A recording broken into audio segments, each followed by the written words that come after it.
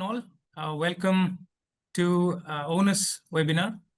And today we have not one, but two distinguished doctors with us.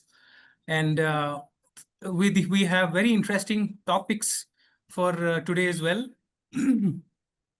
So before we start today, we are going to speak about very vague topics. One is on how to save your knees and take care of them without surgery, and the other would be basically on diabetes, how you can control your diabetes and be in control without medicine. So without much ado, I would like to introduce Dr. Balaraju Naidu. He is a renowned orthopedic surgeon specializing in advanced robotic knee replacements and non-surgical treatments for knee joints, for joint pain. And he has successfully performed 300 plus robotic knee replacement surgeries and is passionate about helping patients regain mobility with minimally invasive solutions. So let's hear from Dr. Balaraju Naidu. Welcome, Doctor. Thank you, Ajay. Thank you, Dr. Ravikiran, for joining me here. Are you able to see my screen, sir? You are able to see my screen? I am able to see your screen. You need to start with the, yes, now it is. Now it is clear. Start the slideshows. Yeah. Thank you, Mr. Ajay, for conducting such a wonderful webinar. And I thank Mr. Ravikiran, who is joining with us for a very interesting topic, diabetic reversal, the new possibility. So the today topic for me is say goodbye to knee pain without surgery. Very interesting topic. Out of 100 patients comes to me, 100 మంది patients ఓపీకి వస్తే 95 మందికి పైన surgery advise చేస్తే అందులో 90 people doctor గారు surgery కాకుండా వేరే options ఏమైనా ఉన్నాయా అని అడుగుతారు. సో నేను కూడా దీని గురించి చాలా రీసెర్చ్ చేశాం. Almost more than 1.5 lakhs patients treat చేసిన తర్వాత why patients are behaving non surgical options అని తెలిస్తే చాలామందికి మనకు మిత్స్ ఫ్యాక్ట్స్, అంటే మిత్ అంటే ఒక రకమైన అపనమ్మకం ఉండడం అన్నమాట. దాన్ని ఎక్స్ప్లోర్ చేశాం మేము. సో దాంట్లో ఫస్ట్ ఆప్షన్ వచ్చింది ఏంటంటే knee pain treatment without surgery. So మీరు ఈ మోడల్ చూసినట్లయితే ఇక్కడ బ్లూ కలర్లో కనపడుతుంది left side, this is cartilage అంటారు. ఈ కార్టిలేజ్ అనేది ప్రతి ఒక్కరికి 40 years వచ్చే వరకు ఇలా స్మూత్గా ఉంటుంది. దెన్ 45 దాటిన తర్వాత కార్టిలేజ్ అనేది పీల్ ఆఫ్ అవ్వడం స్టార్ట్ అవుతుంది. దీన్ని డీజనరేషన్ అంటారు. డీజనరేషన్ అంటే ఏజ్ రిలేటెడ్ ఆర్థరైటిస్, ప్రతి ఒక్కరికి ఉంటుంది ఇది. దీంట్లో స్టేజ్ 1, 2, 3, 4 అంటది. ఇప్పుడు ఈ ఎక్స్రే చూసినట్లయితే మీరు ఈ నార్మల్ ఎక్స్రే అంటే ఆల్మోస్ట్ 9 mm గ్యాప్ ఉంటుంది బోన్కి మధ్యలో. దీని మధ్యలో మీరు ఈ మోడల్లో చూసినట్లయితే ఇట్లా ఏసీఎల్ లిగమెంట్, దాని పక్కల meniscus, medial and lateral meniscus ఉంటుంది. సో ఏజ్ పెరుగుతున్న కొద్దీ 45కి వచ్చే వరకు ఎర్లీ ఆర్థరైటిస్ అంటారు. 55కి వచ్చే వరకు మోడరేట్ ఆర్థరైటిస్, అంటే కంప్లీట్గా గ్యాప్ తగ్గిపోయి ఒక బోన్ టచ్ అవుతుంది. 55-60 మధ్యలో అడ్వాన్స్డ్ ఆర్థరైటిస్ అంటారు. దీని పేరు severe arthritis or advanced arthritis, knee replacement చేసుకోవాలి. దాంతో పాటు కింద పిక్చర్లో చూసినట్లయితే ఇది పటిలో ఫిమరల్ జాయింట్. యూజువల్గా ఏషియన్స్లో, ఇండియన్స్లో పర్టికులర్గా they compare anterior knee pain అంటాం. అప్పుడు ఎక్స్రే చేస్తే మనకు కంప్లీట్గా గ్యాప్ తగ్గిపోయి బోన్ టచ్ అవుతుంటుంది. అండ్ దీంతో పాటు చాలామంది పేషెంట్స్, యంగ్ పేషెంట్స్ కూడా మా దగ్గరకు వస్తుంటారు. ఎస్పెషల్లీ ఇండియన్ టాయిలెట్స్ వాడిన వాళ్ళు, మెట్లు ఎక్కిన వాళ్ళు, వాళ్ళు అనుకున్న వెయిట్ కంటే ఎక్కువ ఉన్న వాళ్ళు. ఈ బ్రౌన్ కలర్ కనపడుతున్న మజిల్ ఉంది కదా, ఇది వాస్టస్ మీడియాలిస్ ఆబ్లిక్ మజిల్ అంటారు. Vastus medialis oblique muscle, this is the last muscle developed in the evolution. ఈ మజిల్ ఎవాల్వ్ అవుతున్నప్పుడు యూజువల్గా, I'm sorry to interrupt you, but your video screen, the presentation is not showing. Now you are able to see? You have to click on slideshow. Now? Yeah, now it is okay. So so now this is the normal knee and early arthritis, moderate and advanced arthritis. దీంట్లో మీకు ఇంతకుముందు చెప్పినట్టు ఈ cartilage అనేది చాలా స్మూత్గా ఉండాలి. You are able to see my screen now? Yes. Yeah. ఇందులో ACL tear, meniscus tear, osteochondral lesions ఉంటాయి. మనకు especially knee arthritis treatment early arthritis మాత్రం without surgery, moderate arthritis osteotomies, advanced arthritis surgical corrections అంటే knee replacement లాంటివి చేసుకోవాలి. Especially ఫస్ట్‌కి వచ్చేసరికి non surgical మెథడ్‌లో పీఆర్పీ.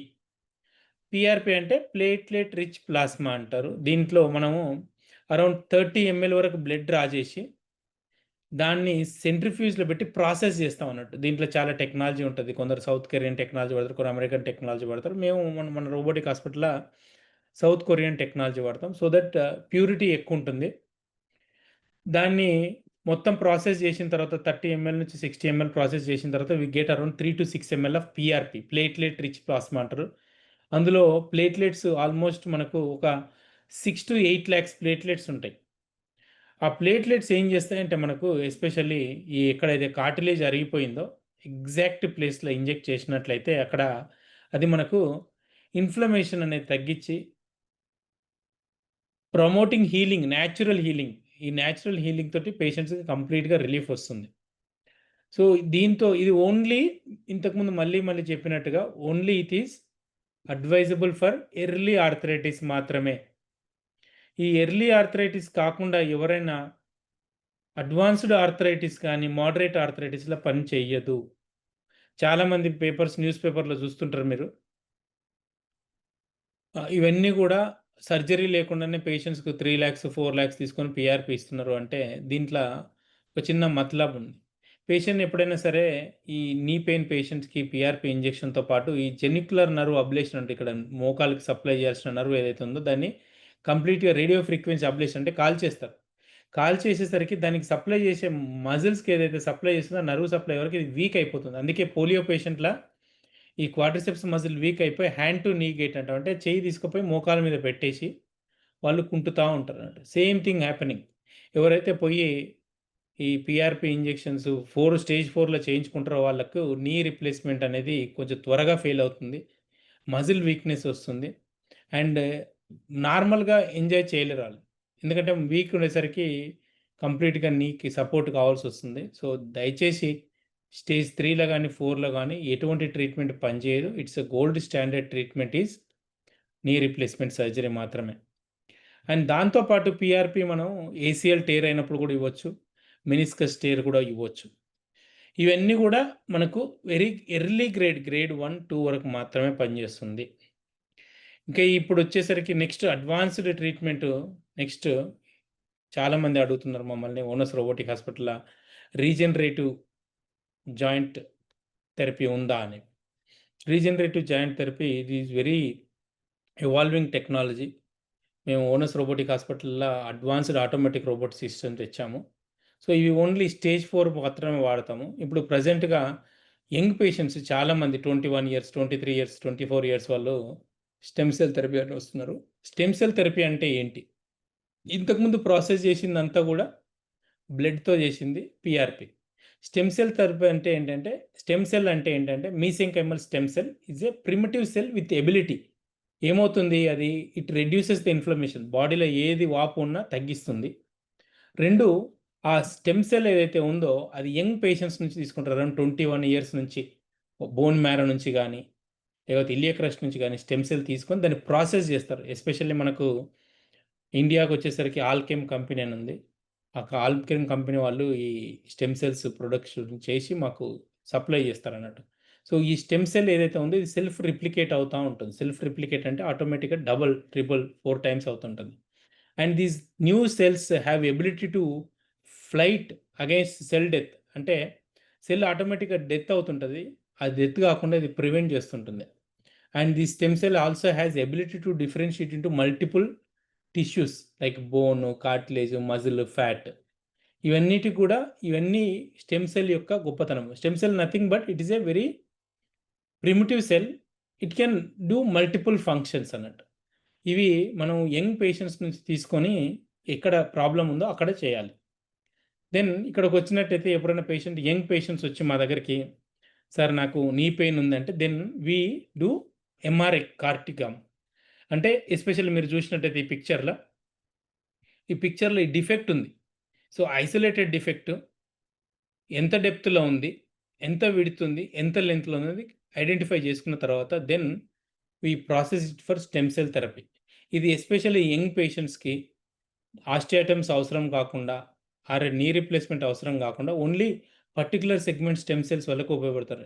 ఇటువంటి సెగ్మెంట్ పేషెంట్లు almost 30-40% of the patients coming to us. Because చాలామంది స్పోర్ట్స్ ఆడుతున్నప్పుడు కింద పడడం గానీ, లేకపోతే వెయిట్ ఎక్కువ ఉండడం వల్ల కానీ, లేకపోతే కింద కూర్చోవడం, మెట్లెక్కడం, ఇండియన్ టాయిలెట్స్ వాడడం గానీ, ఈ కార్టిలేజ్ అనేది డ్యామేజ్ అవుతుంది. ఆళ్ళకు ఈ స్టెమ్ సెల్స్ బాగా ఉపయోగపడతాయి.